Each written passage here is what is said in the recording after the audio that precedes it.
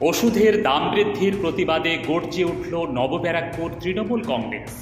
কেন্দ্রের বিরুদ্ধে তৃণমূলের আন্দোলনে যোগ দিলেন সাধারণ মানুষও। 1 এপ্রিল থেকে 748টি ওষুধের দাম বাড়িয়েছে কেন্দ্র।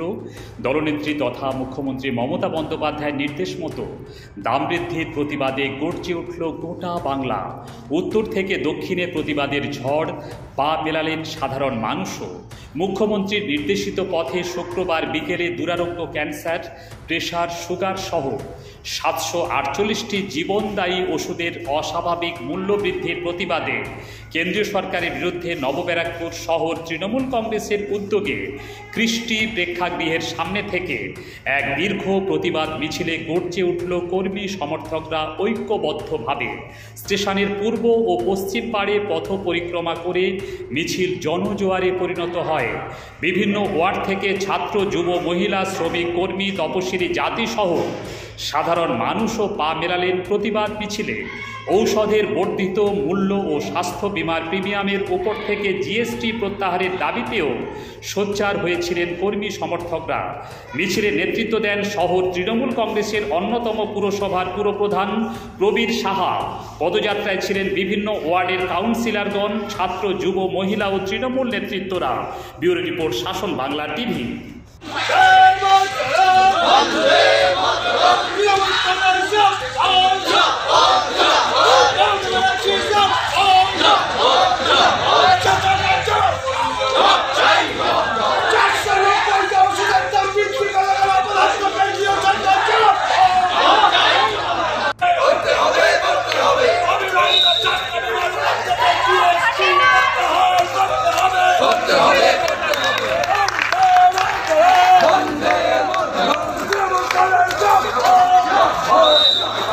একদিকে ধর্মীয় বিভাজন আর একদিকে বড় লোককে আরো বড় লোক করার যে পলিসি কেন্দ্রীয় সরকার গ্রহণ করেছে তার বিরুদ্ধে প্রতিবাদ জানাবো এবং আমাদের রাস্তায় থাকতে হবে।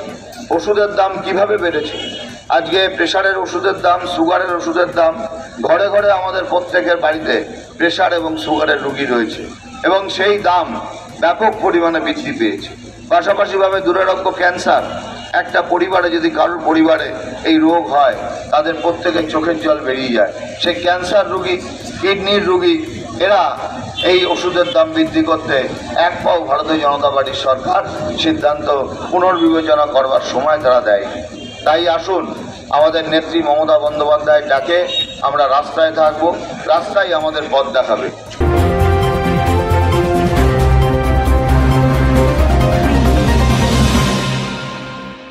দেখুন, কেন্দ্রীয় সরকার যে অমানবিক সিদ্ধান্ত নিয়েছে তাতে প্রত্যেকটা ঘরে ঘরে মানুষের, বিশেষ করে গরিব মানুষ, নিম্ন মধ্যবিত্ত মানুষ, তাদের ওপর একটা এক্সট্রা চাপ তৈরি করে দেওয়া হলো এবং এই চাপের ফলে কার ভালো হবে জানি না, তবে কেন্দ্রীয় সরকার লাভবান হবেন, ব্যবসায়ীদের থেকে পয়সা ভালো করে আরও তুলতে পারবে। এতে ভারতবর্ষের আমজনতার ব্যাপক হারে চাপ পড়ল এবং এখন ঘরে ঘরে প্রেশার এবং সুগার রোগীর সংখ্যা অনেক বেশি।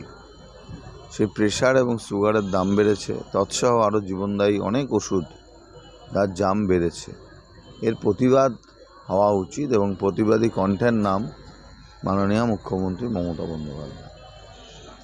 তার নির্দেশে আজকে আমরা সবাই পথে নেমেছি এবং নিউ ব্যারাকপুরের হাজার হাজার মানুষ এই প্রতিবাদ মিছিলে সামিল হয়েছেন।